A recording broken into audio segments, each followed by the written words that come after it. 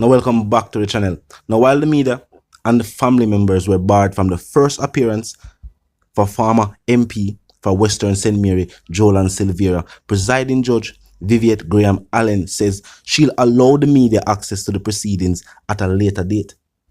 Now despite that, Nationwide has given information to the public. They stated that the former MP arrived in court at 2:05. Silvera appeared uneasy and in need of a shave. He stared straight ahead as he was being brought in handcuffs. A team of about 6 prosecutors were present. Not sure if the DPP was present for this first hearing. Now, Silvera's daughter allegedly mounted to him saying, "Hi, Daddy." Now, this is what Nationwide said. Now, they also said he did not acknowledge the greeting. Now, his attorney stated that he's reiterated his call to temper discourse on social media as the lives of Silvera's children is being affected by the matter. To which some are saying, based on charges and alleged evidence in possession of the prosecutors and law enforcement, people are saying, where were the thoughts of the Silvera's children in the mind of the accused? Now, before we get into the detail, I'm going to see a video footage between law enforcement and Jamaicans. I'm going to give you a famous quote from a famous US president. He said, "Individuals who are willing to give up their civil liberty for a small sense of safety deserve neither." Google it and take what you will from that. Now I'm going to see the video footage that will contain the reasoning. Look and listen. Morning, what's the purpose of this stop? Not one intended, but I think that. Yes. With that said, we're looking for a wanted person. Okay. Stolen vehicle. Yes. Anything offensive, any vehicle to the clear? So that's the purpose of this stop? Yeah. No other reason? Yeah, although to inspect the vehicle documents and driver's license, if it's up to date. And that's it? Yeah, that's it. Oh, what's the crime the suspect have committed here? You haven't committed any crime, sir. Do you suspect me have committed a crime, sir? And so you need my vehicle documents? Yes, and so provide me the vehicle. There's no offense that you suspect? Just double checking. No, sir. So you just want to inspect my documents? Inspect the vehicle documents. So you just want to search my documents, that's all? That's all, sir. Just so? Without you suspecting any offense? Alright, hear what? We can make this very fast. Just tell me that, because I'm not going to allow you to breach my constitutional rights. So therefore, what I'll say to you respectfully is that if you really want to search my documents, because I'm not waiving my constitutional rights, then you can give me an order. Just order me, use your authority, and I'll give it to you. Just go ahead and do that. The name is Jermaine Dunn, by the way. So when you're ready, I'm not giving you them freely. I'm not giving you them freely. So if you're asking me for them, I'm not going to give them to you. Alright, sir, provide me the vehicle documents. And that's an order? Yeah, that's an order. Under the threat of arrest if I don't give it to you?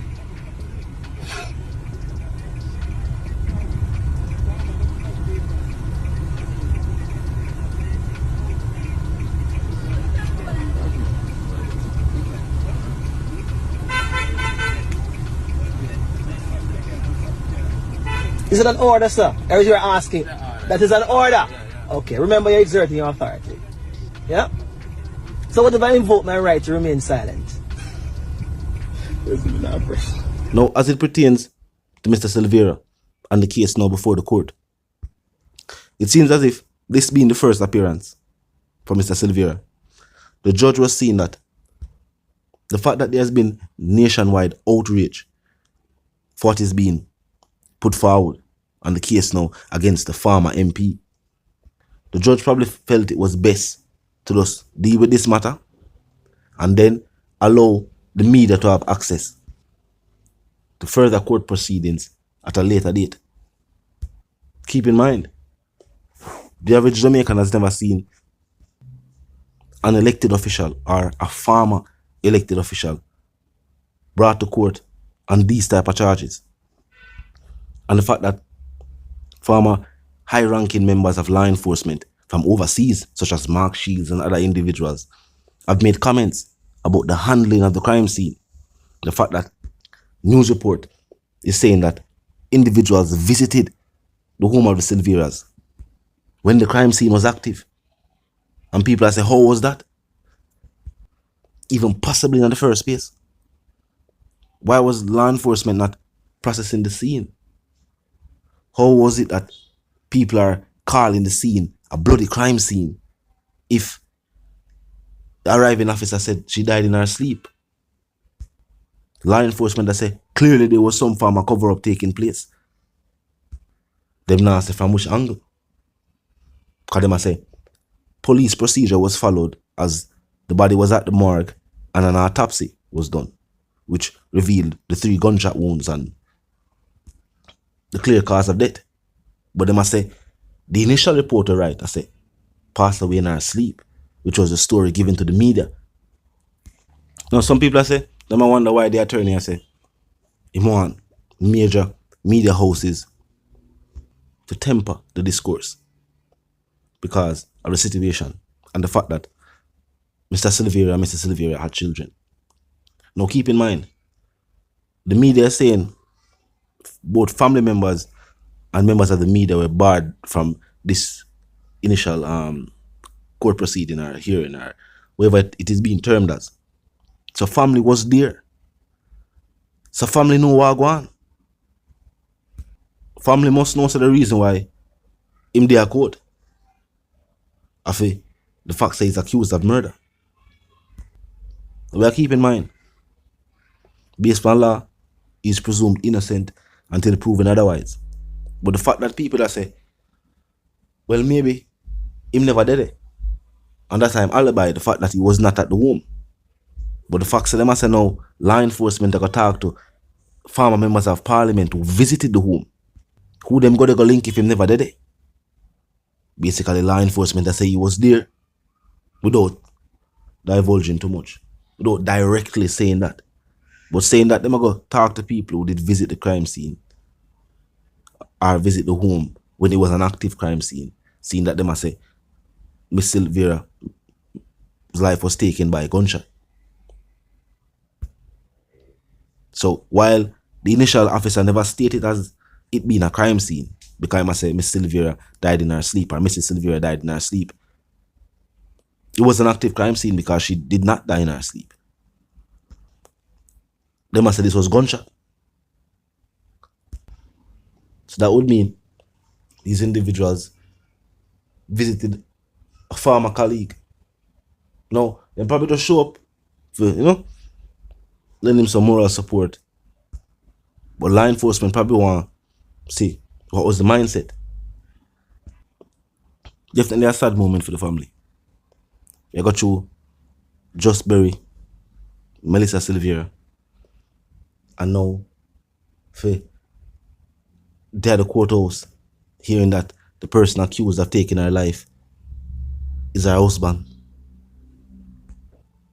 This family clearly got through an emotional roller coaster.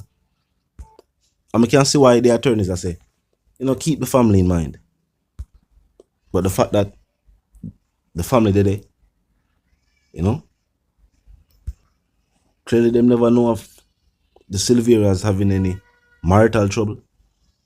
It seemed that for all the family knew they made alright, they made good. So again, the information we have found out is being pieced together by the family themselves. Because law enforcement spoken with the family. Was family at the home? That's the next thing too. Because if family at the home, them can know if there was an argument, if, because when you have a husband and a wife, and a husband is accused of taking the wife's life, it's called domestic violence. So normally what bring it to that point there? Was it an argument? What lead to that? A man just get up in the night and just do that. This doesn't seem logical. Next thing I might want to do is a psych evaluation for Mr. Silvera. No, his attorneys have also pointed out that he is still maintaining his innocence. Now, as it pertains to the case, with 6 prosecutors allegedly present, it seems as if the office of the Department of Public Prosecutions is ready. And seeing that former bigwigs who used to work for the state is exposed now the state handled the case initially. Clearly this time, the state want to make sure say cross all T's, dot all the I's. As this is now a high profile case. And there are many high profile cases before the court. Even though Noel Maitland's case has already been scheduled for a far off date. And I think the case against Leoda Bradshaw and her cousin, plus another suspect. It is said that the high profile case against Ranko members, which is a criminal organization said to have been led by a former member of law enforcement, and other members were also former members of law enforcement. And I think they were accused of pulling off the robbery that went on social media, circulating social media, which a big supermarket was robbed. Footage was seen on social media with people saying the perpetrators looked like they were trained. No lives were taken in the robbery. And now the courts have to deal with this. Talk to me in the comment section. Tell me what you think. And if you're new to the channel as a pass through, click the subscribe icon and then the bell icon. And of course, put it on all. And this is how you know will be notified of all fresh content. As soon as fresh content is uploaded and made available for you right here on the platform. The like icon is also in close proximity to the share icon. Drop a like and bust a share. And tell a friend, tell them sister and them brother them to check out the channel and check out the reasoning. And to the reason again, my sentiments for you and yours is of course for you to live, love and prosper and for you to stay tuned.